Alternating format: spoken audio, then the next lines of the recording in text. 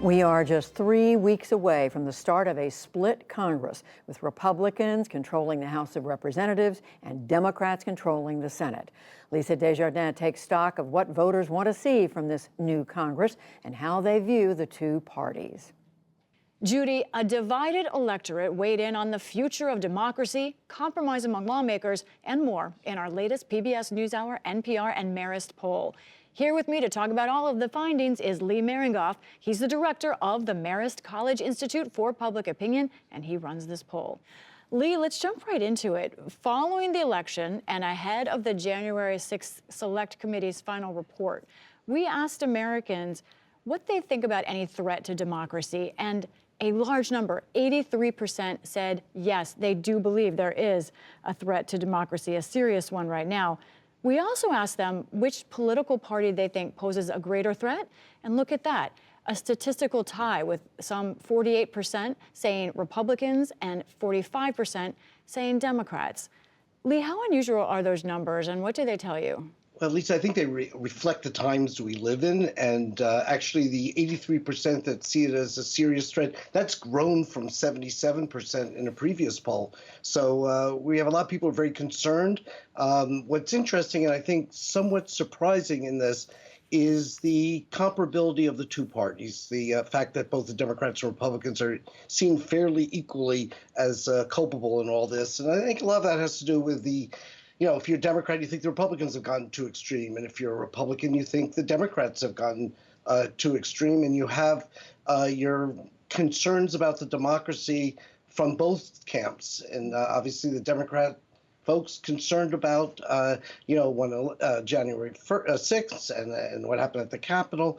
And on the Republican side, it echoes former President Trump's, rigged elections. And labels that people are putting on more progressive Democrats. It sounds like concern is rising, but so is sort of blame for the other guys. We also asked what Americans think about lawmakers in general. We're just a few weeks ahead of the new Congress, and some 58% of those who responded said they have no confidence that the two parties can work together. And look at that number in green at the bottom, just 9% saying they have a lot of confidence that the parties can work together. But we also asked, should the parties be working together? And look at that, 74% of those we talked to said yes, compromise is more important than standing on principle. Lee, those are big numbers also. What do they say to you about us? And those numbers have changed, have they not? Yeah, and it speaks to the frustration that people are feeling in the process because they really would like things to get done and like the system to run smoother. And in fact, that 74% is the highest we've had in a decade in terms of people wanting bipartisan compromise. So, people are frustrated. That's not news, but it sure shows in these numbers. But what was interesting in talking about the last Congress, we saw that 24% think that they did more than previous Congress have accomplished.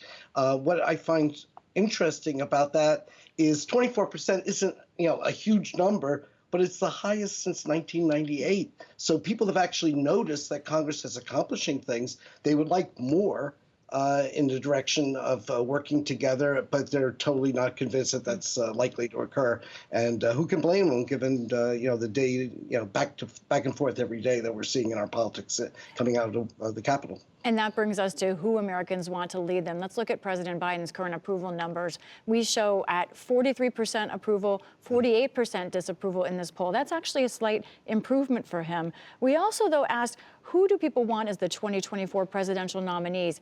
35% of Democrats and Democratic-leaning independents said President Biden. 45% for those leaning Republican said former President Trump.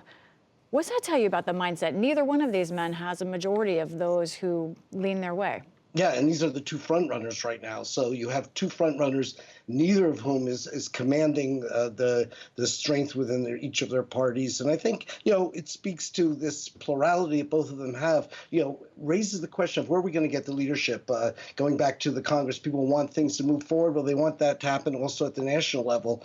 And clearly in these numbers, that may not be occurring. I should mention also that when you look at the numbers like that, what this speaks to is, where is everybody else going to go? Where are the Democrats going to go if President Biden doesn't run, where the Republicans going to go, and how many Republicans ultimately do get in if Donald Trump does continue his candidacy, which it indicates that he will. A crowded field, he does better. Remember 2016, if it's just one or two people running against him for the Republican nomination, well, these numbers suggest that he would have a much tougher battle. Americans are clearly looking for leadership, but they may not have found the person or people that they believe can bring it to them yet. Lee Maringoff, the director of the Marist College Institute for Public Opinion, thank you so much. Yeah, my pleasure.